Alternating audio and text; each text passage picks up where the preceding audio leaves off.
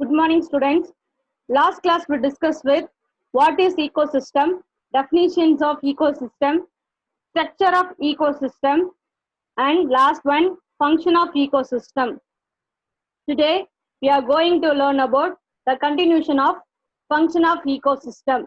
First one, concept of trophic level in an ecosystem. ecosystemல trophic level அப்படின்ற அந்த சூழ்நிலை ஊட்டம் மட்டம் எப்படி இருக்கு அப்படின்னு பார்க்க போறோம். Greek word trophic is equal to food or feeding.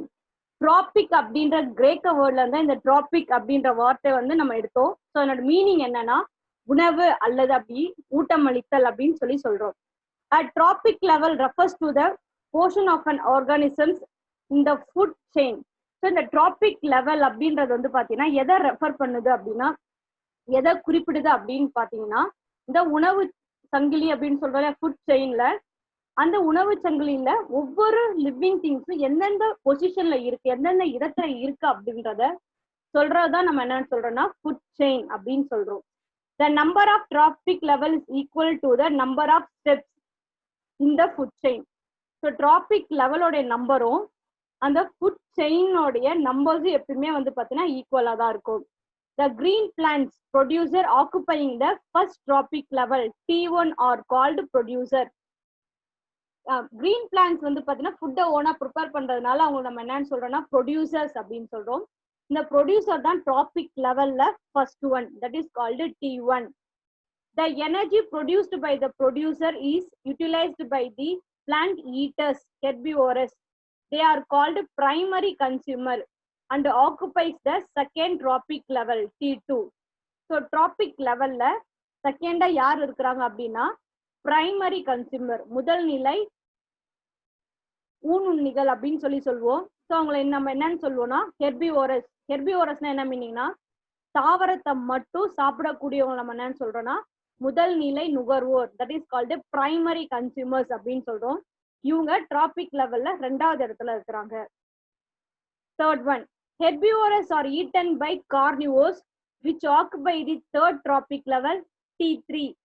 They are also called secondary consumers or primary carnivores. So மூணாவதா யார் இருக்காங்க அப்படின்னு பார்த்தீங்கன்னா ஹெர்பிவோரஸ், அதாவது தாவரங்களை மட்டும் உண்ணக்கூடிய விலங்குகளை சாப்பிடக்கூடிய அனிமல்ஸ் நம்ம என்னன்னு சொல்றோம்னா கார்னிவோர்ஸ் அப்படின்னு சொல்றோம். அவங்க வந்து trophic லெவல்ல மூணாவது இடத்த பிடிச்சிருக்காங்க. ஸோ இவங்களுக்கு இன்னொரு பேரும் இருக்கு, செகண்டரி கன்சியூமர் அப்படின்னு சொல்லலாம், அப்படி இல்லைன்னா பிரைமரி கார்னிவோர்ஸ் அப்படின்னு கூட நம்ம சொல்லலாம். Next one, carnivores are eaten by the other carnivores which occupy the fourth trophic level. So கார்னிவோர்ஸை சாப்பிடக்கூடிய இன்னொரு கார்னிவோர்ஸும் இருக்கு. ஸோ அவங்க வந்து trophic லெவல்ல நாலாவது இடத்த பிடிக்கிறாங்க. ஸோ அவங்க பேர் வந்து பாத்தீங்கன்னா tertiary consumer or secondary carnivores அப்படின்னு சொல்றோம். Some organisms which eat both plants and animals are called as omnivores. Such organisms may occupy more than one trophic level in the food chain. So லாஸ்ட்ல யார் இருக்காங்கன்னா omnivores. இவங்க வந்து பாத்தீங்கன்னா பிளான்ட்ஸையும் சாப்பிடுவாங்க, அனிமல்ஸையும் சாப்பிடுவாங்க. தட் மீன்ஸ் ப்ரொடியூசரையும் அவங்க சாப்பிடலாம், நெக்ஸ்ட் வந்து பாத்தீங்கன்னா கன்சியூமர்ஸையும் அவங்க சாப்பிடுவாங்க. ஸோ அவங்க நம்ம என்னன்னு சொல்றோம்னா ஆம்னிவோர்ஸ் அப்படின்னு சொல்லுவோம். இதுதான் வந்து trophic லெவலோடைய ஸ்டெப்ஸ். ஸோ trophic லெவல் அப்படின்றது வந்து பாத்தீங்கன்னா முக்கியமா 5 பேர் இருக்கிறாங்க. ஃபர்ஸ்ட் ஒன் ப்ரொடியூசர், trophic லெவல்ல இடத்துல இருக்கிறாங்க T1. Second one primary consumer, trophic லெவல்ல செகண்ட் பிளேஸ்ல இருக்கிறாங்க T2. Third one secondary consumer are primary carnivores, அவங்க trophic லெவல்ல தேர்ட் பிளேஸ்ல இருக்கிறாங்க T3. And fourth one territory consumer are secondary carnivores, அவங்க trophic லெவல்ல ஃபோர்த் லெவல்ல இருக்காங்க, that is called T4. And last one omnivores, அவங்க trophic லெவல்ல ஃபிஃப்த் பிளேஸ்ல இருக்காங்க. So in this slide shown average world net primary production of various ecosystem. So ecosystemல எப்படி வந்து பாத்தீங்கன்னா அந்த trophic level டிவைட் ஆகுது அப்படின்னு பார்ப்போம். first trophic level T1 producer, second one T2 primary consumer, T3 secondary consumers, and next one last one T4 fourth trophic level la territory consumers. So உங்க எல்லாரையும் சாப்பிடக்கூடிய ஒரு அமைப்பு யாருன்னு பார்த்தீங்கன்னா omnivores, that is called fifth one. So இப்போ நம்ம நோட்ஸா பார்த்ததை இந்த ஸ்லைட்ல இந்த டயக்ராமேட்டிக் ரெப்ரசன்டேஷன்ல ஈஸியா நம்மளால புரிஞ்சுக்க முடியும். ஸோ பிளான்ட்ஸை சாப்பிட்றவங்களை நம்ம என்ன சொல்றோம், ஹெர்பிவோரஸ். பிளான்ட்ஸை மட்டும் தான் அவங்க சாப்பிட முடியும். ஸோ ஹெர்பிவோரஸை சாப்பிட்றவங்க நம்ம பிரைமரி கார்னிவோர் சொல்றோம். அந்த கார்னிவோரை சாப்பிட்றவங்க நம்ம செகண்டரி கார்னிவோர் சொல்லுவோம். லாஸ்டா இவங்க எல்லாரையுமே சாப்பிட்றவங்க நம்ம என்னன்னு சொல்றோம்னா ஆம்னிவோர்ஸ் அப்படின்னு சொல்லுவோம். எக்ஸாம்பிள் பிளான்ட்ஸை சாப்பிட்றது ரேபிட்டை சாப்பிட்றவங்க ஸ்னேக்ஸ், ஸோ அந்த ஸ்னேக்ஸை சாப்பிட்றவங்க ஈகிள். இந்த 4 பேருமே சாப்பிட்றவங்க வந்து crow, that is called omnivores. So next one, energy flow. What is energy flow? The transfer of energy in an ecosystem between tropical levels can be termed as energy flow. So energy flow அப்படின்றது வந்து பாத்தீங்கன்னா ஒரு ஆற்றல் மட்டத்துல இருந்து, அதாவது ஒரு traffic லெவல்ல இருந்து இன்னொரு டிராபிக் லெவலுக்கு எனர்ஜி டிரான்ஸ்ஃபர் ஆகுறது நம்ம என்ன சொல்றோம்னா எனர்ஜி ஃப்ளோ அப்படின்னு சொல்றோம், ஆற்றல் மட்டம் அப்படின்னு சொல்றோம். It is the key function in an ecosystem. So ஈகோசிஸ்டத்துல இதுதான் வந்து பாத்தீங்கன்னா ஒரு முக்கிய செயல்பாடு. Part of the energy obtained from the sun by producer is transferred to consumer and decomposer through the each tropic levels, while some amount of energy is dissipated in the form of heat. So இந்த energy ஃப்ளோல வந்து பாத்தீங்கன்னா சன்லைட்ல இருந்து plants வந்து எனர்ஜியை use பண்ணி ஃபுட்டை ready பண்றாங்க. அந்த ப்ரொடியூசர் ரெடி பண்ற ஃபுட்டை கன்சூமர் சாப்பிட்றாங்க. ஸோ அவங்க கிட்ட இருந்து டீகம்போசர் கிட்ட போகுது. ஸோ இப்படி டிராபிக்கல் லெவல்ல எனர்ஜி ஒரு பிளேஸ்ல இன்னொரு பிளேஸ்க்கு டிரான்ஸ்ஃபர் ஆகிட்டே போகுது. ஸோ ரிமைனிங் இருக்கிற எனர்ஜி வந்து பாத்தீங்கன்னா எல்லா டிராபிக்கல் லெவலும் ஃபுல்லாவே எடுத்துட்டு போக முடியாது. ஸோ கொஞ்சம் தான் எனர்ஜி போகும். ரிமைனிங் இருக்கிற எனர்ஜி வந்து பாத்தீங்கன்னா ஹீட்டா கன்வெர்ட் ஆகி வெளியில போகுது. Energy flow is always unidirectional in an ecosystem. So energy flow அப்படின்றது எப்பயுமே வந்து பார்த்தா யூனி டைரக்ஷனல், ஒரே நேர்கோட்டு அமைப்புல தான் இருக்குமே தவிர அதுல வந்து எந்த ஒரு சேஞ்சஸுமே இருக்காது. ஸோ எனர்ஜி ஃப்ளோ அப்படின்றது ஒவ்வொரு டிராபிக்கல் லெவலும் எனர்ஜி எப்படி டிரான்ஸ்ஃபர் ஆகுறது அப்படின்றது சொல்றது தான் வந்து பார்த்தீங்கன்னா energy flow. So next one, diagrammatic representation of energy flow. So இந்த எனர்ஜி ஃப்ளோல வந்து பார்த்தீங்கன்னா ஹெர்பிவோரஸ் சன்னுக்கிட்ட இருந்து வந்து பார்த்தீங்கன்னா என்ன பண்றாங்க அப்படின்னா ஹீட் எடுக்கிறாங்க. எப்படி எடுக்கிறாங்கன்னு பார்ப்போம். First heat. ஸோ ஹீட்டை ப்ரொடியூஸ் பண்ணி என்ன பண்றாங்கன்னா சன்லைட்ல இருந்து ஹீட்டை எடுத்து பிளான்ட்ஸ் வந்து ஃபுட்டை ப்ரிப்பேர் பண்றாங்க. அந்த ஃபுட்டை வந்து ஹெர்பிவோரஸ் பிளான்ட் ஈட்டிங் அனிமல்ஸ் சாப்பிட்றாங்க. அவங்க கிட்ட இருந்து கார்னிவோர்ஸ் கிட்ட போகுது. கார்னிவோர்ஸ் கிட்ட இருந்து கடைசியில் டீகம்போஸ். எனர்ஜி வந்து பாத்தீங்கன்னா ஒவ்வொரு மட்டத்திலயும் ஒரு பிளேஸ்ல வேரி ஆகிட்டே போகுது. ஸோ இப்படி எனர்ஜி ஹெர்பிவோரஸ் கிட்ட இருந்து கார்னிவோரஸ் போகுது. கார்னிவோரஸ் எல்லாமே இறந்ததுக்கு அப்புறம் அது டீகம்போசர் கிட்ட போகுது. இது மாதிரி எனர்ஜி டிரான்ஸ்ஃபர் ஆகிறது தான் நம்ம என்னன்னு சொல்றோம்னா எனர்ஜி ஃப்ளோ அப்படின்னு சொல்றோம். So next one, laws of thermodynamics. So வெப்பத்தை பேஸ் பண்ணி 2 லாஸ் இருக்கு. So that is called laws of thermodynamics. The storage and loss of energy in an ecosystem is based on 2 basic laws of thermodynamics. So storage and loss of energy. Energy வந்து store பண்றது, அதே சமயம் energy வந்து இழக்கப்படுறது ஈகோசிஸ்டத்துல நடக்குது.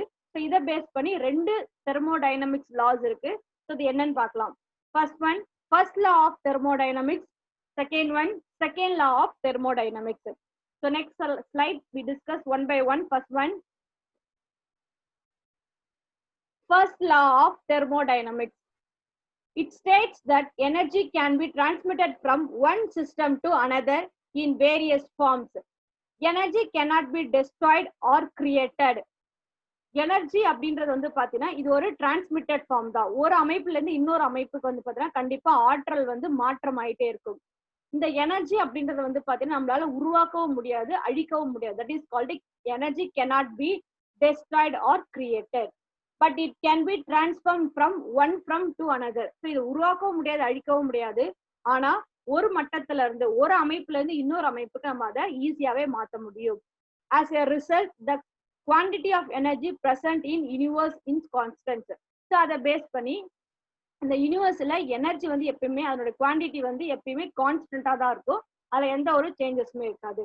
So first law of தெர்மோடைனமிக்ஸ்க்கு ஒரு சின்ன example. First one, in photosynthesis the product of starch, chemical energy, is formed by the combination of reactants chlorophyll, H2O, CO2. So இதுக்கு வந்து முக்கியமான ஒரு சாதாரண எக்ஸாம்பிள் என்னன்னு பார்த்தீங்கன்னா ஃபர்ஸ்ட் லாவை எக்ஸ்பிளைன் பண்றதுல போட்டோசிந்தசிஸ் எடுத்துக்கலாம். போட்டோசிந்தசிஸ் அப்படின்றது நம்ம உணவு பிளான்ட்ஸ் ரெடி பண்றதுதான் சொல்றோம். ஸோ அந்த லாஸ்ட் ப்ராசஸ்ல பிளான்ட்ஸுக்கு கிடைக்கிற அந்த ஃபுட் வந்து ஸ்டார்ச், அது வந்து கெமிக்கல் எனர்ஜி. ஸோ இந்த கெமிக்கல் எனர்ஜி ரெடி பண்றதுக்கு பிளான்ட்ஸ் யாரெல்லாம் யூஸ் பண்றாங்கன்னா, குளோரோஃபில் யூஸ் பண்றாங்க, H2O வாட்டரை யூஸ் பண்றாங்க, CO2 கார்பன் டை ஆக்சைடை யூஸ் பண்றாங்க.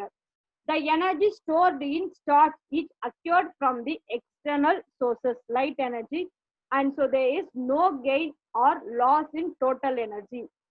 So starch அப்படின்னு ப்ரிப்பேர் பண்ண அந்த ஃபுட்டை எக்ஸ்டர்னல் சோர்ஸை யூஸ் பண்ணி அவங்க ப்ரிப்பேர் பண்ணனால அது அவங்களுக்கு எந்த ஒரு கெயினும் கிடையாது, எந்த ஒரு லாஸும் கிடையாது.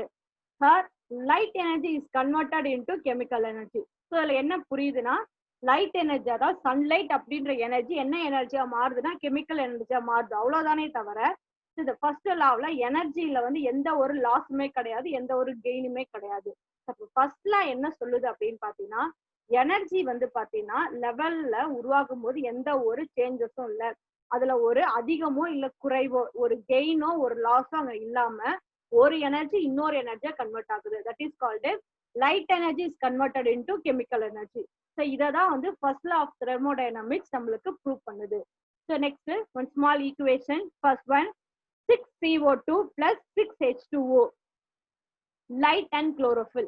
So plants வந்து 6 molecule of carbon dioxide and 6 molecule of water use பண்ணி சன்லைட் பிளஸ் தன்கிட்ட இருக்கிற கிரீன் கலர் பிக்மெண்ட் ஆன குளோரோஃபில் இவங்க எல்லாத்தையும் ரெடி பண்ணி ஃபுட்டை ப்ரிப்பேர் பண்றாங்க. That is called starch. அப்படி ப்ரிப்பேர் பண்ணும்போது அவங்க வந்து நம்மளுக்கு தேவையான ஆக்சிஜன் மாலிகூல்ஸையும் ரிலீஸ் பண்றாங்க. ஸோ இதுல வந்து பாத்தீங்கன்னா எந்த ஒரு எனர்ஜி லாஸும் கிடையாது, எந்த ஒரு எனர்ஜியும் கிடையாது. சன்லைட் அப்படின்ற எனர்ஜி என்னவா மாறுதுன்னா கெமிக்கல் எனர்ஜியான ஸ்டார்ச்சா மாறுது, அவ்வளவுதான். ஸோ நெக்ஸ்ட்ல வந்து பாத்தீங்கன்னா light energy is converted into chemical energy. So இந்த ஃபர்ஸ்ட் லா இதுதான் ப்ரூவ் பண்ணுது. So next one second law of thermodynamics. So second law of தெர்மோடைனமிக்ஸ்ல வந்து பாத்தீங்கன்னா it states that energy transformation result in the reduction of the free energy of the system. So the second law என்ன சொல்லுது அப்படின்னா, ஒவ்வொரு ஆற்றல் மாற்றத்தின் போது ஒவ்வொரு ஆற்றல் வந்து ஒரு பிளேஸ் இன்னொரு பிளேஸ்க்கு கடத்தப்பட்டுட்டே, அதாவது டிரான்ஸ்ஃபர் ஆகிட்டே இருக்கும்போது கண்டிப்பா எனர்ஜி வந்து குறையும். ஒவ்வொரு ஃப்ளோல வந்து ஃபர்ஸ்ட் ஃப்ளோல 100 எனர்ஜி இருந்ததுன்னா செகண்ட் ஃப்ளோல ஒரு 50 தான் இருக்கும், தேர்ட்ல வந்து 20 தான் இருக்கும். ஸோ ஃபைனலா போகும்போது 10% தான் இருக்கும். இதே மாதிரி ஒவ்வொரு பிளேஸ்லயும் ஒவ்வொரு டிரான்சாக்ஷன் நடக்கும்போது எனர்ஜி வந்து ரெடியூஸ் ஆயிட்டே இருக்கும் அப்படின்றத சொல்றதுதான் நம்ம என்ன சொல்றோம்னா second law of thermodynamics. Usually energy transformation cannot be 100% efficient. So energy அப்படின்றது வந்து பார்த்தீங்கன்னா 100% டிரான்ஸ்ஃபர் ஆகாமல் கிடையாது. ஒரு பிளேஸ்ல இருந்து இன்னொரு பிளேஸ்க்கு, இல்லைன்னா ஒரு அமைப்புல இருந்து இன்னொரு அமைப்பு மாறும்போது அமைப்புல இருக்க 100% எனர்ஜி ரெண்டாவது அமைப்புக்கு கண்டிப்பா போறது இல்லை. As energy is transformed from one organism to another in the form of food, a portion of it is stored as energy in living tissues, whereas a large part of energy is dissipated as heat through the respiration. So ஒரு பிளேஸ்ல இன்னொரு பிளேஸ்க்கு energy மாறும்போது அவங்களுக்கு தேவையான energy அவங்களோட body டிஷ்யூல store பண்ணப்படும். ஸோ ரிமைனிங் இருக்கிற எனர்ஜி எல்லாமே ரெஸ்பிரேஷன் டைம்ல வெளியாகுது. The transfer of energy is irreversible natural process. So transfer of energy அப்படின்றது இந்த ரிவர்சிபிள் ஆகிறது வந்து நேச்சுரல் ப்ராசஸ். ஸோ இதுக்கு பெஸ்ட் எக்ஸாம்பிள் என்னன்னா 10% law. So second law of thermodynamics என்ன ப்ரூவ் பண்ணுதுன்னா, ஒவ்வொரு லெவல்லையும் எனர்ஜி டிரான்ஸ்ஃபர் ஆகும்போது எனர்ஜி வந்து ஃபுல்லா போகாது, ஒவ்வொரு லெவலும் எனர்ஜி லெவல் கம்மியாயிட்டே இருக்கும் அப்படின்றத ப்ரூவ் பண்றது தான் second law of thermodynamics. So best example 10% law. So next ஸ்லைட்ல 10% லா அப்படின்றத நம்ம பார்க்க போறோம். The 10% law. This law was proposed by the scientist's name is Lindemann in the year 1942. So 10% law வந்து propose பண்ணது யாருன்னா Lindemann in the year 1942. It states that during transfer of food energy from one tropical level to other, only about 10% stored at every level. At reset them 90% is lost in respiration, decomposition, and it is from form of heat. Hence the law is called 10% law. So இந்த லிண்டிமேன் அப்படின்ற scientist என்ன சொல்றாருன்னா, ஒரு traffic level இன்னொரு traffic லெவலுக்கு energy 100% change ஆனாலும் மாற்றப்பட்டாலும் அதுல 10% மட்டும்தான் அந்த லெவல்ல இருக்கிற லிவிங் திங்ஸ் வந்து தன்னுடைய முக்கியமான அமைப்புக்கு அதை யூஸ் பண்ணிக்கிறாங்க, ஸ்டோர் பண்ணி வச்சுக்கிறாங்க. ஸோ ரிமைனிங் இருக்கிற 90% வந்து பாத்தீங்கன்னா ரெஸ்பிரேஷன், டீகம்போஷன், இல்லைன்னா அந்த ப்ராசஸ் மூலியமா ஹீட்டா அவங்க கன்வெர்ட் ஆகி வெளியில போறாங்க. ஸோ அப்ப அந்த செகண்ட் லெவல்ல இருக்கிற லிவிங் திங்ஸ்க்கு 10% மட்டும்தான் எனர்ஜி ஃபார்ம் ஆகுது, எனர்ஜி டிரான்ஸ்ஃபர் ஆகுது அப்படின்றத சொல்றாரு. ஸோ அதை பேஸ் பண்ணி இந்த லிண்டிமேன் அப்படின்ற சயின்டிஸ்ட் சொன்ன இந்த கான்செப்டுக்கு நம்ம வச்சிருக்க பேரு 10% லா அப்படின்னு சொல்லி சொல்றோம். இதுக்கு ஒரு சின்ன example. It's flow at the of 1000 joules of solar energy trapped by producer. So producer அப்படின்ற பிளான்ஸ் சன்லைட்ல இருக்கிற சோலார் எனர்ஜியை 1000 ஜூல்ஸ் வந்து என்ன பண்றாங்க, ட்ராப் பண்ணி அவங்க வந்து போட்டோசிந்தசிஸ் பண்றாங்க. ஸோ அதுல 100 joules of energy is stored as chemical energy through photosynthesis. So அவங்க 1000 ஜூல்ஸ் வந்து சன்லைட் சோலார் எனர்ஜி ட்ராப் பண்ணாலும் 100 ஜூல்ஸ் ஆஃப் எனர்ஜியை மட்டும் தான் கெமிக்கல் எனர்ஜி அவங்க போட்டோசிந்தசிஸ்ல யூஸ் பண்ண முடியும். So the remaining 900 joules would be lost in the environment. So remaining இருக்கிற 900 ஜூல்ஸ் வந்து பாத்தீங்கன்னா சோலார் எனர்ஜி வேஸ்டா தான் போகுது. The next tropic level, herbivores, which feed on producers, get only 10 joules of energy and the remaining 90 joules is lost in the environment. So producer வந்து food ready பண்ணி வச்சிட்டாங்க. So அந்த producer வந்து 100% food ready பண்ணி வச்சிருக்காங்க. So next அந்த ப்ரொடியூசரை சாப்பிடக்கூடிய herbivorous அவங்களுக்கு எவ்வளவு எனர்ஜி கிடைக்குதுன்னா 10% எனர்ஜி தான் கிடைக்குது. ஸோ ரிமைனிங் 90% எனர்ஜி வந்து வேஸ்டா தான் போகுது. So likewise, in the next tropic level, carnivores, which eat herbivores, store only 1 joule of energy, and the remaining 9 joule is disappeared. So next வந்து herbivores சாப்பிடக்கூடிய carnivoresக்கு அந்த 10%ல இருந்து 1% தான் எனர்ஜி டிரான்ஸ்ஃபர் ஆகுது. So remaining 9% எனர்ஜி வந்து வேஸ்டா போகுது. Finally, the carnivores are eaten by territory consumers, which stored only 0.1 joules of energy and the remaining 0.9 joules is lost in the environment.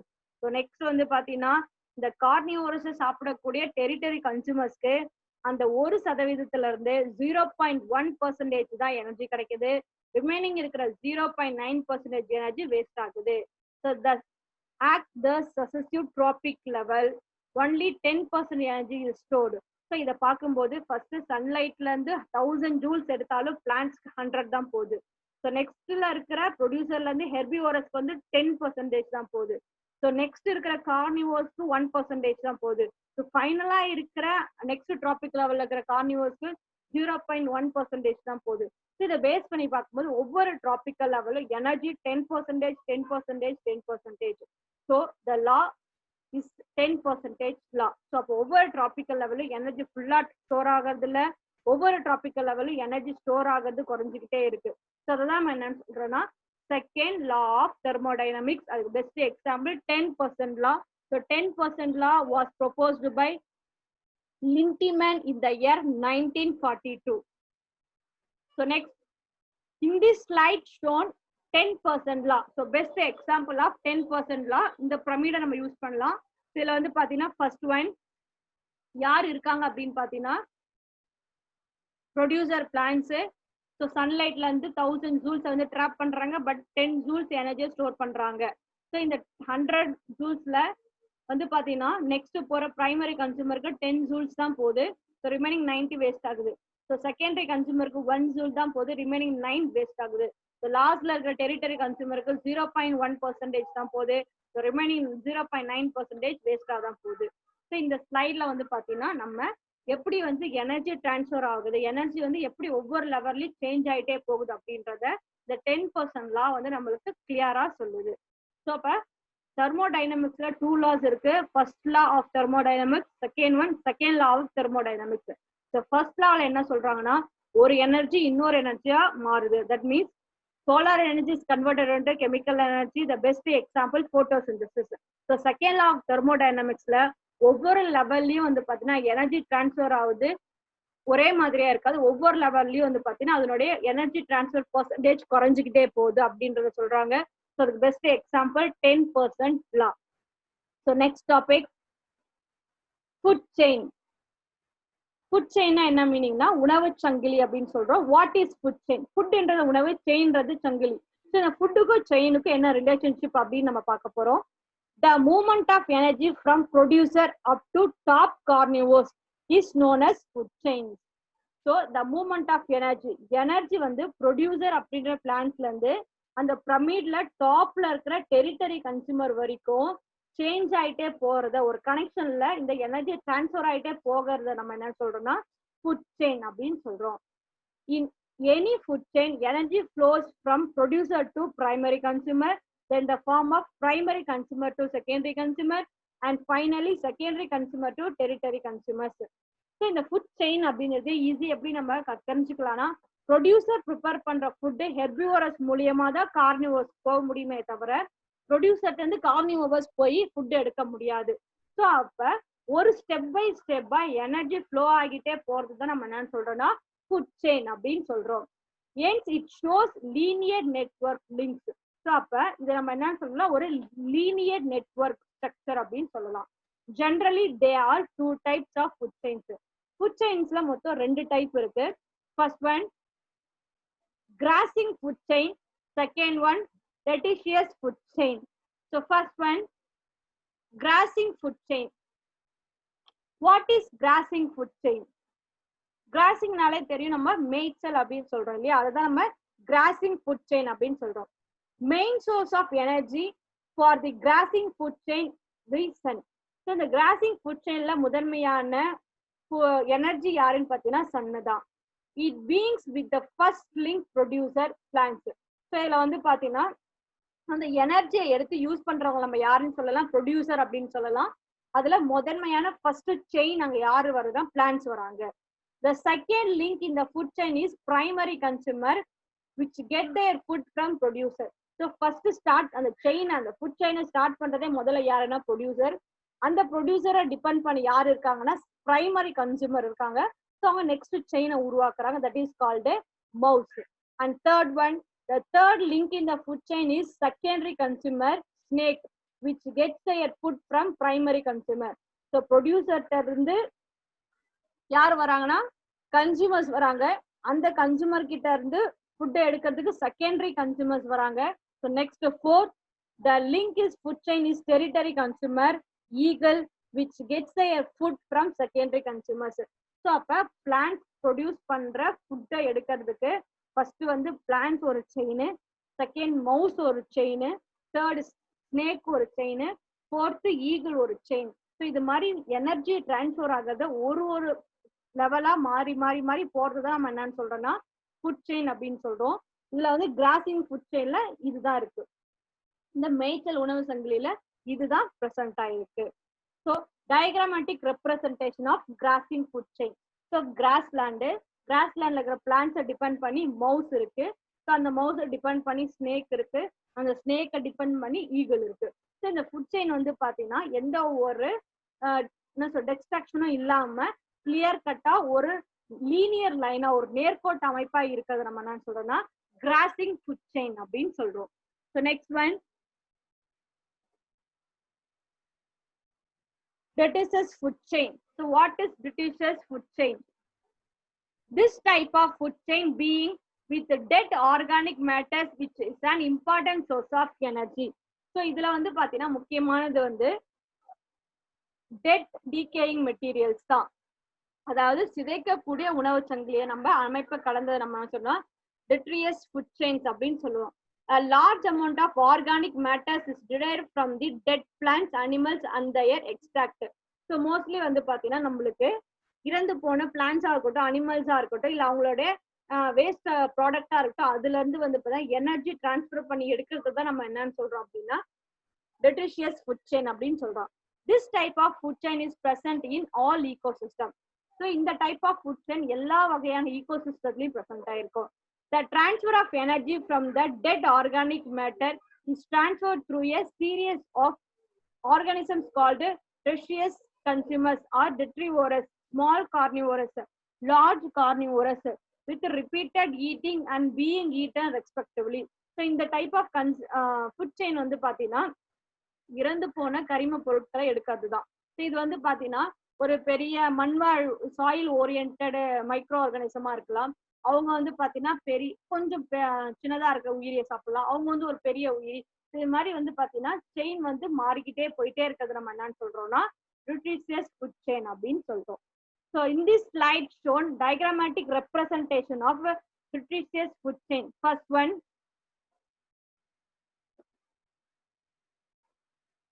வந்து பாத்தீங்கன்னா நம்ம என்ன பண்றோம்னா லீவ்ஸ், fallen leaves, அதாவது வந்து செடியில இருந்து கீழே விழுந்து போன சின்ன சின்ன இலைகள். ஸோ இந்த இலைகளை வந்து பாத்தீங்கன்னா டிபெண்ட் பண்ணிக்கிற ஒரு small living things that is called earth warm. So இந்த எர்த் வார்மை டிபெண்ட் பண்ணிக்கிற ஒரு பிக் லிவிங் திங்ஸ் பேர்ட்ஸ்ன்னு சொல்லலாம். ஸோ இந்த பேர்ட்ஸை டிபெண்ட் பண்ணி இருக்கிற பெரிய உயிரினம் அப்ப ஒரு சின்ன டீகேயிங் மெட்டீரியலை டிபெண்ட் பண்ணிக்க ஒரு ஸ்மால் லிவிங் திங்ஸ், அதை டிபெண்ட் பண்ணிக்க ஒரு கொஞ்சம் பெரிய லிவிங் திங்ஸ், அதை டிபெண்ட் பண்ண ஒரு பெரிய லிவிங் திங்ஸ். ஸோ இது மாதிரி அதாவது வேஸ்டான இறந்து போன டீகேயிங் மெட்டீரியல்ல இருந்து எனர்ஜி ஒரு லெவலா டிரான்ஸ்ஃபர் ஆகுறது நம்ம என்னன்னு சொல்றோம் அப்படின்னா நியூட்ரிஷியஸ் ஃபுட் செயின் அப்படின்னு நம்ம சொல்றோம். ஸோ இதுதான் வந்து பாத்தீங்கன்னா types of food chain. So types of food செயின்ல 2 இருக்கு. ஒன்னு வந்து பாத்தீங்கன்னா grazing food chain. Grazing food chain வந்து பாத்தீங்கன்னா ஸ்டார்ட் பண்ணும் போதே லிவிங் திங்ஸ்ல ஆரம்பிச்சு முடிக்கும் போது லிவிங் திங்ஸ்ல தான் முடியும்.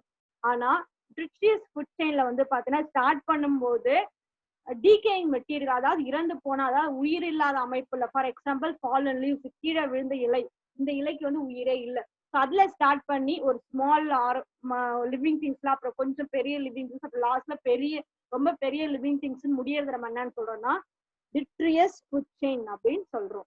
So next one food web. Food வெப்னால என்னன்னா உணவு வலை. இது எப்படி நடக்குது அப்படின்னு பார்க்க போறோம். The interlocking pattern of number of food chains from a web-like arrangement is called food web. So food webனா என்ன மீனிங்னா ஒண்ணுக்கு மேற்பட்ட ஃபுட் செயின்ஸ் எல்லாம் ஒண்ணுக்குள்ள ஒண்ணு இன்டராக்ட் பண்ணி இருக்கிறது நம்ம என்ன சொல்றோம்னா ஃபுட் வெப் அப்படின்னு சொல்லுவோம். It is the basic unit of an ecosystem to maintain its stability in nature. It is called homeostatics. So இதனுடைய முக்கியமான அமைப்பு அப்படின்னு என்னன்னு பார்த்தீங்கன்னா இதுதான் ஈகோசிஸ்டத்தோட பேசிக் யூனிட். அது மட்டும் இல்லாம நம்ம ஈகோ சிஸ்டத்துல வந்து ஸ்டேபிள் பண்றதுக்கு இது ரொம்ப முக்கியமா இருக்குது. ஸோ அதனால நம்ம இது என்ன அப்படின்னு சொல்லணும் ஹோமோஸ்டாட்டிக்ஸ் அப்படின்னு சொல்றோம். தட் இஸ் கால்டு சமநிலை அடைதல் அப்படின்னு சொல்றோம். இதுக்கு ஒரு சின்ன example. In A crossing food chain, a grassland in the absence of a rabbit, a mouse may also eat food grains.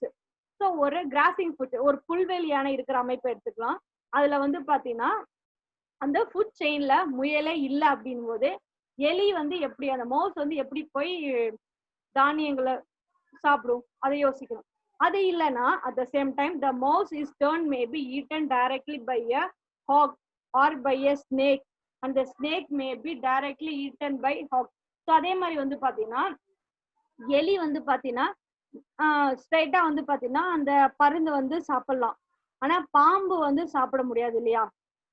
அது மாதிரி அதாவது ஒரு இதுல ஒண்ணு இல்லைனாலே, ஃபார் எக்ஸாம்பிள் ப்ரொடியூசர் அப்படின்ற பிளான்ஸே இல்லைன்னா எப்படி வந்து பிரைமரி கன்சூமர், செகண்டரி கன்சூமர், டெரிசரி கன்சூமருக்கு சாப்பாடு கிடைக்கும்.